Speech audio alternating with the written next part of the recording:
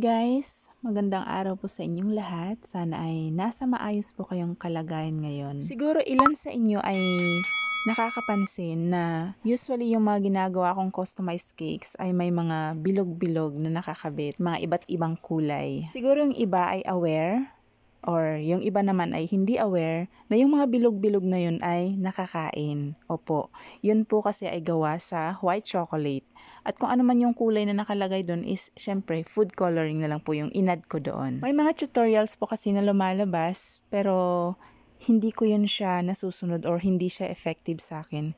Kaya for today, isi-share ko sa iyo yung way ko na paggawa ng chocolate balls na to. Same process lang din pag dark chocolate yung ginamit. Dito nga sa paggawa ng chocolate balls ay kailangan natin ng molder. Etong sa video na sinample ko is parang ito na yata yung medium size na molder.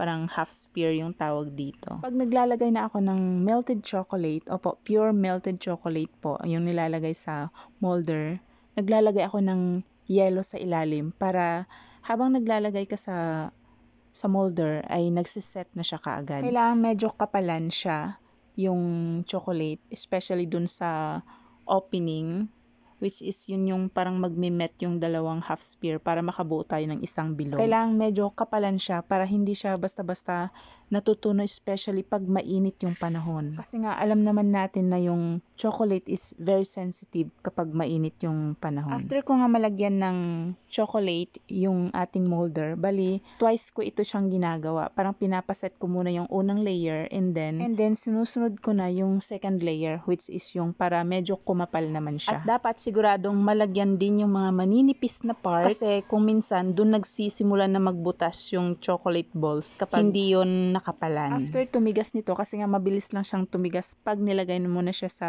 chiller, especially sa freezer, mas mabilis talaga siyang tumigas. Kinukuha ko na siya and then natanggal ko na siya sa molder, pero kailangan meron pa ring ice sa ilalim para hindi siya basta-basta matutunaw kaagad.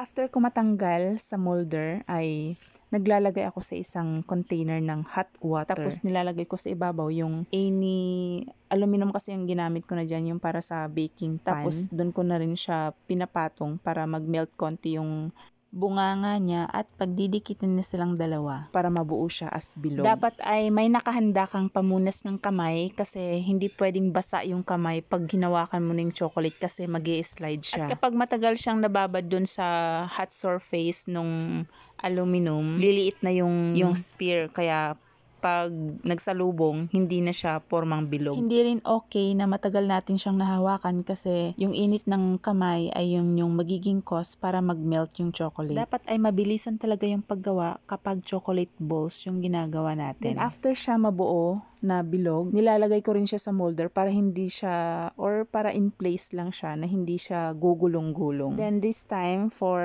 the last process na, lagyan na natin siya ng lollipop stick. Pero kailangan, lagyan mo muna siya ng konting butas. Tutusukin muna siya para pag tinusok na yung lollipop stick, hindi siya magbe-break. Hindi na siya mahirap ilusot kasi nga may butas na siyang nauna. At bago ko nga siya itusok yung lollipop stick doon sa chocolate balls, ay sinasawsaw ko muna siya sa melted chocolate para magkaroon siya ng lock doon sa butas mismo kasi titigas din yun. Pag may mga ganitong dekorasyon yung cake na in-order sa akin, mas mahal po yung nagiging singil ko.